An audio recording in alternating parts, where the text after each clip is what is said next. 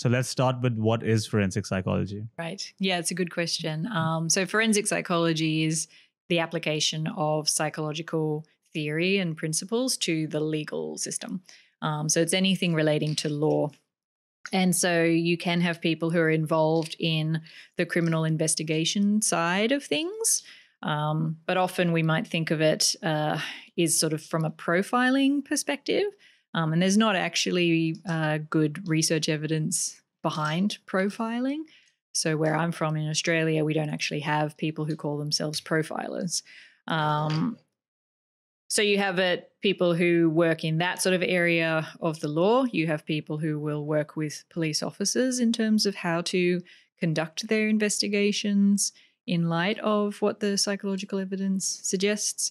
You'll have people who work with victims of crime. You'll have people who advise governments and politicians on if they want to make changes to legislation, how that is going to impact behavior from a psychological perspective. You'll have people who look at how you can implement wider community-wide initiatives if your goal is to reduce kids not going to school and getting involved in like juvenile delinquency type behaviors.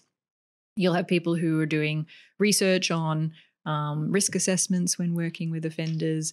But yeah, a forensic psychologist is anyone who takes psychological theory and applies it to some problem within the legal system. When you work with the New South Wales Department of Justice, like you mentioned, you work with the juvenile offenders or really serious offenders as well. Right. What kind of techniques or what kind of practices have you used to build trust with offenders and victims? Right. Because I'd imagine it's much harder than talking to a normal person. Yeah. How do you build that rapport with them so that you can get the information you need, especially with offenders, actually? Yeah, well, certainly. So forensic psychologists, we're often dealing with what we call mandated clients. And these are people who are seeing you because they've been told that they have to. So they're not seeing you because they want to. And so then you are working with a different population compared to if you are a clinical psychologist where someone's seeing you because they know that the way that they think or the way that they behave is creating problems for them. And so they're motivated to try to address that. You sometimes don't get that with the type of populations that we work with. So when it comes to building rapport, it depends on what your role is. So when I was working in corrective services, New South Wales, and I was doing assessments of serious offenders, my role was just to assess them, to identify what level of risk they were at reoffending, and to identify what their treatment needs are, or their criminogenic needs is what we call it. And criminogenic need is some area that is directly related to their criminal offending behaviour.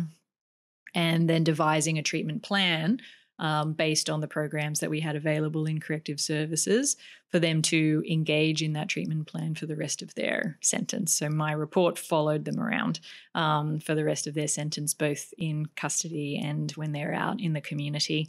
And so because of that, they were aware of the pretty serious implications of my report. And so one issue that can come up, and a rule that we had in corrective services, was talking with them about potential criminal behaviour that they had engaged in but not been caught or convicted for. Because in order to really understand what their treatment needs were, you needed to have a good understanding of what their offending behaviour looked like. For example, like how much it escalated over a period of time, or how frequently they engaged in certain behavior. So they needed to trust me that they could talk about those aspects where maybe they hadn't suffered the legal consequences for that, without worrying about me then reporting them, and then they would be charged with additional offences. So we had a rule around, you can talk to me about these other offences, just don't give me enough information that makes it identifiable in terms of the date that you committed it, or the location, the name of the victim, and all of that, because my role is to understand how that integrates into your wider pattern of offending behaviour. My goal is not to pin you for additional offences. And I can understand that people might have issues with that, where it's, well, if you know that someone's done this other offence, particularly if it's a serious one, then are you morally obligated to, or ethically obligated to report it? And then you have to weigh that up where, well, if I'm doing that and then they're not going to feel comfortable reporting things to us, so we're not going to have a good idea of their offending patterns and therefore can't devise an effective treatment plan that's going to target their offending behaviour and actually reduce their recidivism and therefore make the community safer. So it comes down to these questions of like the purpose of what you're doing. Is your goal to punish people and this sort of retribution focus of you did something bad, therefore you need to experience some negative consequences for that?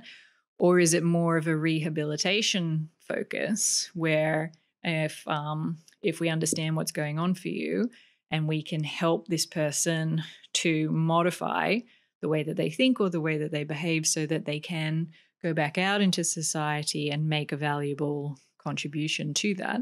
Because most offenders who you're going to work with are going to re-enter the society at some point. Most people are not given a life sentence for their behaviours. So, that comes down to these sort of philosophical deep questions around what society views the purpose of some of these programs that we offer. And I've had people who don't agree with the sort of work that I did and would say, well, why don't you just lock them up and throw away the key?